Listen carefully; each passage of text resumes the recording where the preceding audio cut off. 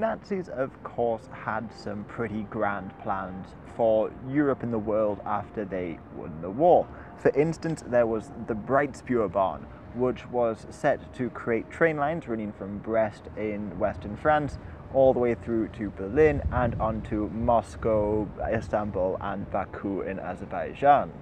But they also had some pretty grand architectural plans, and one of the most disastrous would have been the Pabst plan.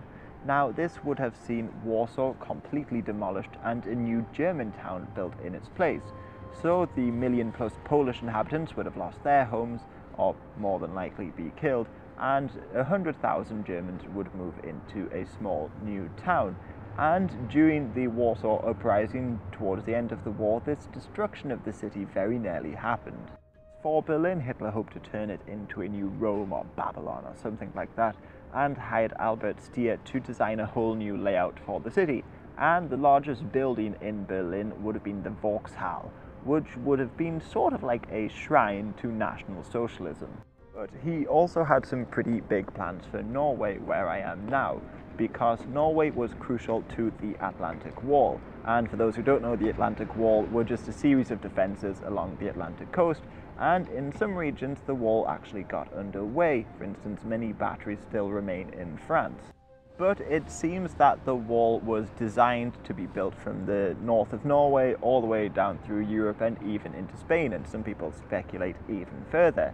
So during the war, thousands of Germans were shipped into Norway to build over 200 batteries along the Norwegian coast, but they were never used during the war. But more than that, the Germans were looking to build a whole new city next to Trondheim. It was going to be called Nordstern, and it was set to house around 300,000 Germans. Now, it would have been a pretty big military base, and other enclaves, well, German enclaves were set to be built in France and the likes. But the new city next to Trondheim was designed to be a sort of German Singapore.